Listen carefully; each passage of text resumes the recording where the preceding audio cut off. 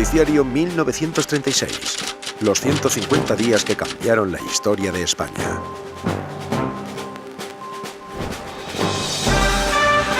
Noticiario independiente de la tarde. Desde nuestros estudios de la calle Antonio Maura de Madrid.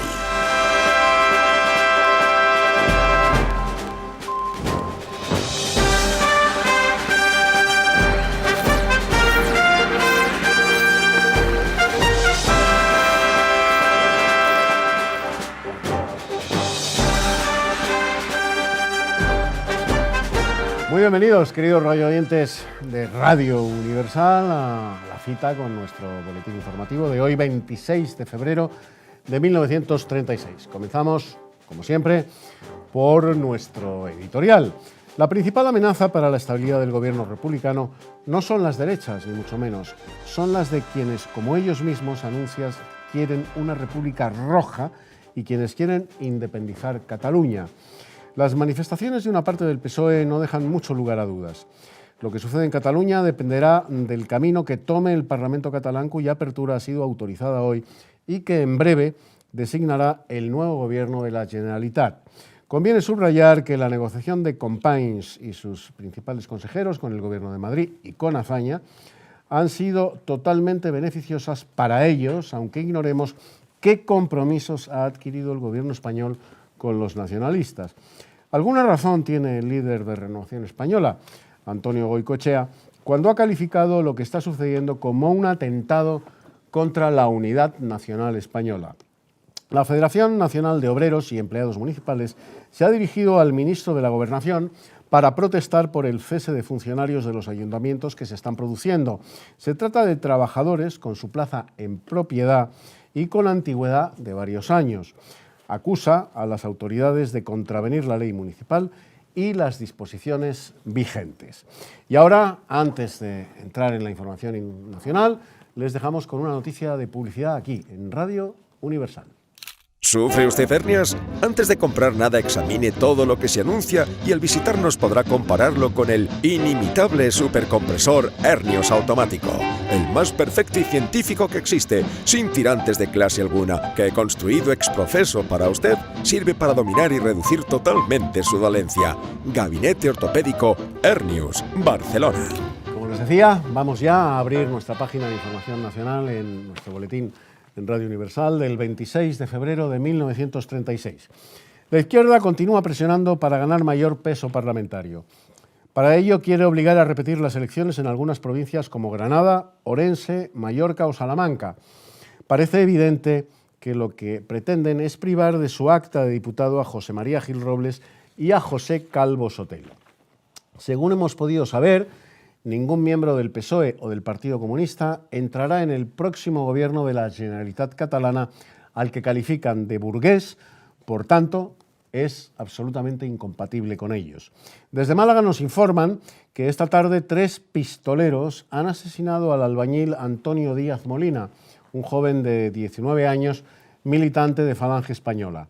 Acababa de dejar a su novia cuando 2 individuos le abatieron con 18 disparos. Resulta que Antonio había sido militante de la CNT ingresando en el partido de José Antonio Primo de Rivera en el año 34. Había recibido numerosas amenazas de muerte por ello. Y tenemos que destacar el boletín que nos pasa nuestro compañero de redacción. Ya hay detenidos por la explosión ocurrida ayer, les dábamos cuenta en Radio Universal, en Barcelona, en lo que era un depósito de armas anarquista.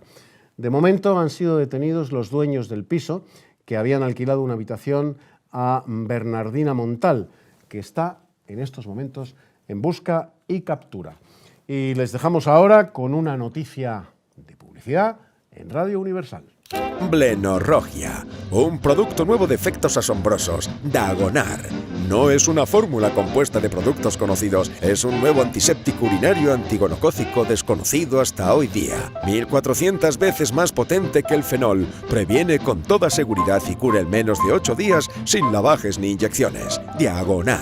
Y después de la publicidad, la información internacional. En los Estados Unidos se están debatiendo varios proyectos de ley para impedir la propaganda comunista. Se presentan como un mecanismo de defensa de la legalidad frente a quienes pretenden destruirla por la fuerza y la violencia.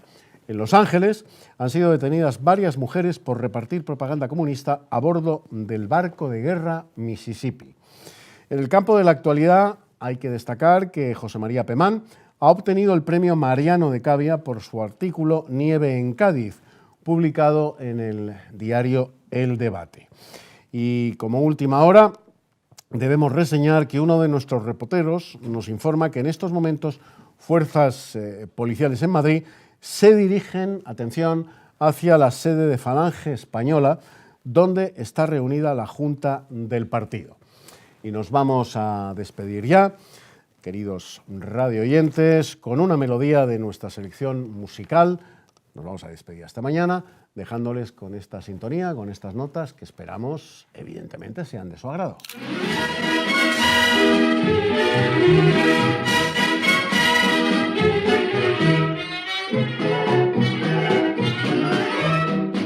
En Sevilla había una casa y en la casa Otra vez aquí, en el 2019, en el siglo XXI.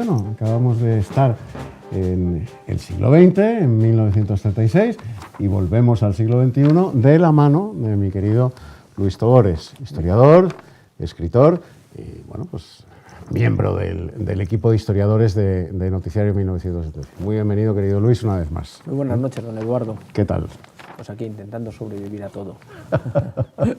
Difícil empeño. Bueno, como en el 36, todo complicado. Bueno, vamos a entrar en materia, querido Luis. La prensa anunciaba que desde Madrid, Manuel Azaña volvía a negociar con los independentistas catalanes y que esto era una traición. ¿Cómo nos suena esto, no? Sí, la verdad es que en los días que estamos parece ser que muchos años después la historia se repite. Lo hemos escarmentado. El Frente Popular, y exactamente igual que ha ocurrido recientemente, era una coalición, digamos, rara, porque había desde gente de centro-izquierda, como eran los partidos republicanos de Azaña, había gente absolutamente, vamos a llamarle socialista, pero próximos a la socialdemocracia, como era una parte del PSOE, pero luego había un partido socialista absolutamente revolucionario que miraba más bien al ejemplo de Moscú y de la Revolución Rusa. Luego estaba el Partido Comunista, que es verdad que era verdaderamente pequeño, es decir, verdaderamente pequeño de peso, pero sin embargo tenía, bueno, evidentemente tenía un sello que era el apoyo de la Unión Soviética, y además estaba poco a poco actuando porque tenía pocos militantes pero muy activos para hacerse con el control de las juventudes socialistas. Y luego estaban evidentemente los partidos separatistas catalanes, la Esquerra Catalana, que era una aliada. Y entonces, claro, para ese gobierno que estaba formando Azaña, los votos de los separatistas catalanes eran muy importantes. Primero, porque tenían que votar en la Cámara, pero luego también porque tenían una cosa que era una especie como de atribución moral, que era haber sido de los represaliados en octubre del 34, cuando Batet, digamos, los bombardea la Generalitat y luego los detiene a todos y los meten en la cárcel. Y el nuevo jefe de gobierno, del gobierno de la Generalitat, claramente independentista, bueno, pues era una de las personas con las que había que negociar. Y evidentemente, en la negociación de Madrid con Barcelona siempre es la misma.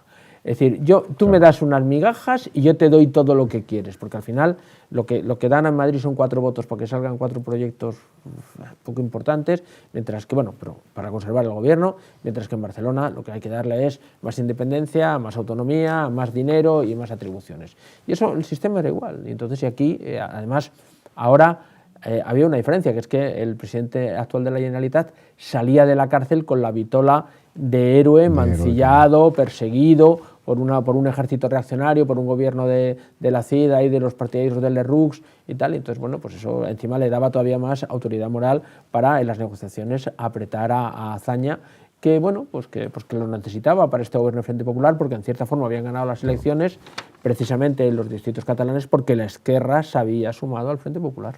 Luis, el cese de funcionarios es imparable, ¿no?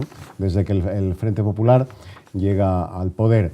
Es aventurado decir que eran purgados por no ser afectos al régimen, y en cualquier caso, ¿esto era legal? Eduardo, era una purga política. Es decir, o sea, el primero era legal, porque sabes que en España los funcionarios hacen una oposición y ganan las plazas por oposición, y por tanto es en propiedad. Es decir, solamente pueden ser separados si cometen algún delito, alguna irregularidad, que les permita separarles. Mientras tanto son funcionarios de carrera y por tanto las plazas que tienen en propiedad las conservan y precisamente esa es la virtud del sistema. Se pueden cambiar los gobiernos, pero los abogados del Estado, los inspectores de Hacienda, los funcionarios de correos o los policías, incluido Villarejos, pues cambian con los diferentes gobiernos. Y eso en cierta forma da, primero, continuidad a los gobiernos y segundo, da también tranquilidad a los ciudadanos, porque sabes que el que está ahí, digamos, va a estar igual, gobierne el PSOE, gobierne el PC, gobierne la CEDA, o gobierne Renovación Española. Entonces eso es lo que da tranquilidad. Bien, cuando llegan esta gente lo que hacen es que se olvidan esos derechos que tienen adquiridos estos funcionarios, tanto del ayuntamiento como del Estado, y se los expulsa para crear y poner en su lugar, evidentemente, a funcionarios afines, que vienen con condicionamientos ideológicos y revolucionarios para, desde el aparato del Estado, hacer la revolución. Con lo cual, claro, pues evidentemente es una cosa absolutamente, digamos, alegal y tiene un carácter netamente revolucionario. Eso sí que cambia la sociedad. Eso sí que cambia la sociedad. ¿Por qué quería la izquierda arrebatarles el acta a Gil Robles y a Calvo Sotelo? Hombre, eran los dos jefes de la derecha y eran las dos lenguas más afiladas y más brillantes que tenían las clases conservadoras españolas, como iremos viendo en los próximos programas en los debates de las Cortes. Evidentemente, si tú separas a los jefes de filas, que no se pueden sentar en el Parlamento, es que no pueden dirigir los debates en las Cortes. Entonces los debates en las Cortes eran muy brillantes, había oradores de verdadera categoría, que además de verdadera categoría intelectual, que ahora normalmente en las Cortes españolas no existen. Y subían a la tribuna sin papeles. Sin papeles, y además bueno, hay anécdotas pues buenísimas, ¿sabes? Estaba expresamente prohibido, subieran con papeles a la tribuna de oradores para evitar que hablasen mucho tiempo. Boca ajena y mucho tiempo. Y mucho tiempo. Bueno, y esa es la famosa anécdota que yo creo que es de Calvo Sotelo, cuando le dicen, ¿cómo podemos hacer caso a un señor que lleva calzoncillos largos? Y el otro le responde, hombre, qué indiscreta es su mujer. Que eran gente verdaderamente brillante. Entonces, el coger a Calvo Sotelo y coger a Gil Robles y separarlos es descabezar los partidos en el Parlamento y luego acallar dos de las lenguas más afiladas que iban a tener el Frente Popular. Y por tanto, era muy importante. Claro, el sistema como es manipular las elecciones en esos distritos donde para que ni siquiera el primero de fila salga. De tal manera que, claro, es una manipulación, claro, porque no están quitando, digamos, el de los últimos escaños, quieren eliminar a los primeros que van en las listas electorales, es decir, que son manipulaciones, digamos, de mucho calado, de mucho calado. Resulta muy curioso, Luis, que ni el Partido Socialista ni el Partido Comunista de España quisieran entrar en el nuevo gobierno de la Generalitat catalana por considerarlo burgués. Bueno, las cosas no han cambiado tanto. Es decir, bueno, primero, Barcelona era desde los años 20 una ciudad endemoniada. Es la ciudad del pistolerismo, de los sindicatos obreros verdaderamente fuertes, verdaderamente radicalizados. Desde 1911, la Semana Trágica, la cosa era una ciudad, la Rosa de Fuego. La Rosa de Fuego, la Rosa de Foc. Entonces, la Esquerra Republicana era, en el fondo, era un partido burguesito, como es ahora. Sí, sí. Porque recordemos que el mismo partido, el partido burguesito, sí, bueno, que jugaba al republicanismo y a la izquierda, pero no tenía nada que ver con esas, porque los obreros no eran catalanistas, los obreros eran españolistas, bueno, o internacionalistas. Entonces, claro, el gobierno no quería mancharse con el gobierno de Companys, a pesar de, porque mientras que los obreros se habían sublevado en Asturias, aquí se había sublevado la burguesía catalana de Companys, que son distintos, y unos para ser independientes y otros para hacer la revolución. Y aquí al primer cañonazo la revolución en Cataluña se había acabado, mientras que allí hubo que ir la legión, los regulares, es decir, que los obreros habían batido el cobre en la cuenca minera. Entonces, claro, ellos, digamos, pensaban que habían ido en el Frente Popular para ganar las elecciones. Una cosa era a la hora de formar gobierno y coger los estigmas que iba a generarle la burguesía de clase media-baja catalana, y evidentemente ahí el PSOE no quiere, y de hecho, al final de la Guerra Civil incluso, bueno, pues habrá sus más y sus menos entre las diferentes familias del Frente Popular, de hecho llegando a ver en el año 37 verdaderas guerras civiles en el interior entre la CNT, el PSOE, los catalanistas y tal, por a ver quién se hace con el control. Y finalmente, Luis Togores, ¿por qué se propuso a Rafael Altamira como candidato al Premio Nobel de la Paz? Bueno, Altamira era un historiador, uno de los intelectuales españoles de la época de más brillantez.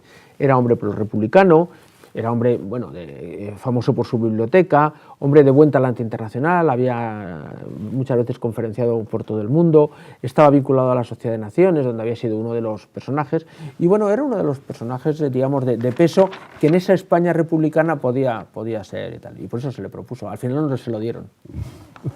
A Obama sí, y había hecho bastante menos que Rafael Altamira con ese premio de la paz preventivo que le dieron. Bueno, amigos, nos tenemos que despedir de Luis Togores, de todos ustedes, pero solo hasta mañana, ¿eh? Solo hasta mañana. Mañana nuevamente, edición de Noticiario 1936. Os espero a todos. Adiós, hasta mañana.